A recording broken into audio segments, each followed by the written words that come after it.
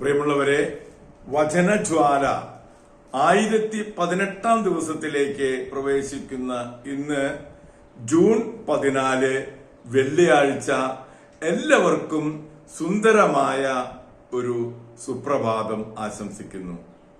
നമ്മൾ ഇന്ന് ഈശോയുടെ തിരുഹൃദയ വണക്കമാസം 14 ദിവസത്തിലേക്ക് പ്രവേശിക്കുന്ന ഇന്ന് വിശുദ്ധ ബൈബിളിലെ യൂദിത്ത് 8-ാം അധ്യായം 25 മുതലുള്ള തിരുവാക്യങ്ങളാണ് നാം ശ്രവിക്കുക. 25 മുതൽ 36 വരെയുള്ള തിരുവാക്യങ്ങൾ. ഇങ്ങനെയിരിക്കെ പിതാക്കന്മാരെ പോലെ നമ്മെയും ശോധന ചെയ്യുന്ന നമ്മുടെ ദൈവമായ കർത്താവിനെ നമുക്ക് നന്ദി പറയാം. അവിടുന്ന് അബ്രാഹത്തിനോട് ചെയ്തതും ഇസ്ഹാക്കിനെ പരീക്ഷിച്ചതും തന്റെ അമ്മാവനായ ലാബാന്റെ ആടുകളെ സംരക്ഷിക്കുമ്പോൾ സിറിയയിലെ മെസൊപ്പൊട്ടാമിയയിൽ വെച്ച് യാക്കോബിന് സംഭവിച്ചതും ഓർക്കുക.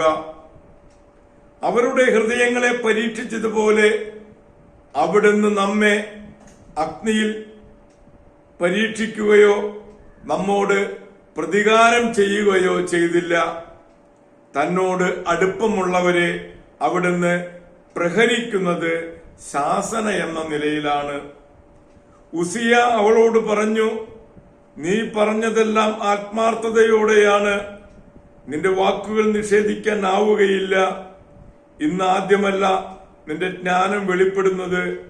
നിന്റെ ഹൃദയം സത്യസന്ധമായതിനാൽ ജനമെല്ലാം ആദ്യം മുതലേ നിന്റെ ജ്ഞാനം അംഗീകരിച്ചിട്ടുണ്ട്.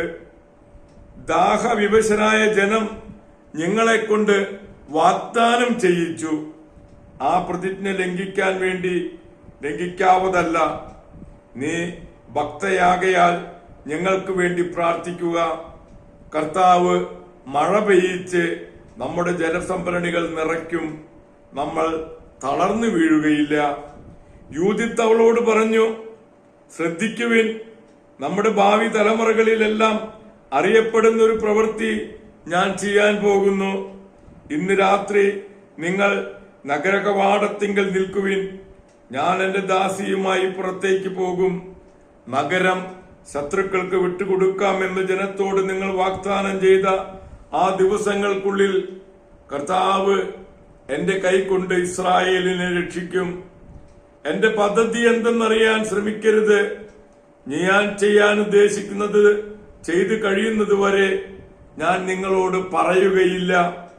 ഉസിയായും ഭരണാധിപന്മാരും അവളോട് പറഞ്ഞു, സമാധാനത്തോടെ പോവുക. നമ്മുടെ ശത്രുക്കളോട് പ്രതികാരം ചെയ്യാൻ ദൈവമായ കർത്താവ് നിനക്ക് മുൻപേ പോകട്ടെ. അവർ കൂടാരത്തിൽ നിന്ന് പോയി സ്വസ്ഥാനങ്ങളിൽ നിന്നു. ദൈവത്തിന്റെ തിരുവചനമാണ് നാം ശ്രവിച്ചത്.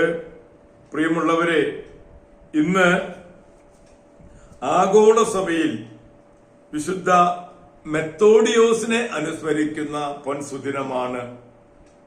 ഒരു നല്ല ഉദ്യോഗം ലക്ഷ്യമാക്കി വിദ്യാസമ്പന്നനായ മെത്തോഡിയോസ് കോൺസ്റ്റാന്റിനോപ്പിളിലേക്ക് ചെന്നപ്പോൾ ഒരു സന്യാസിയാണ് അദ്ദേഹത്തെ സ്വാഗതം ചെയ്തത്. തുടർന്ന് ലൗകിക താൽപര്യങ്ങൾ ഉപേക്ഷിച്ച് ആശ്രമത്തിൽ താമസമാക്കി. മതപീഡന കാലത്ത് പ്രതിമാദംസകർക്കെതിരായ നിലപാടിൽ ഉറച്ചു നിന്നതുകൊണ്ട് വിപ്ലവകാരിയായി മുദ്രകുത്തുകയും ജയിലിലടയ്ക്കുകയും ചെയ്തു. 7 വർഷം ജയിലിൽ കഴിഞ്ഞു. ചക്രവർത്തിയുടെ മരണശേഷം രാജ്ഞി പ്രതിമാദംസകനായ ജോൺ പാട്രിയാർക്കിനെ മാറ്റി മെത്തോഡിയൂസിനെ പാട്രിയാർക്കാക്കി നിയമിച്ചു. 4 കൊല്ലത്തെ ഭരണത്തിന് ശേഷം നീരുവന്ന് അദ്ദേഹം മരിച്ചു. 4 വിശുദ്ധരുടെ ജീവചരിത്രം രചിച്ച വിശുദ്ധ മെത്തോഡിയൂസിനെ അനുസ്മരിച്ചുകൊണ്ട് നമ്മൾ ഇന്നത്തെ പുതിയ ദിവസത്തിലേക്ക് നമുക്ക് പ്രവേശിക്കാം.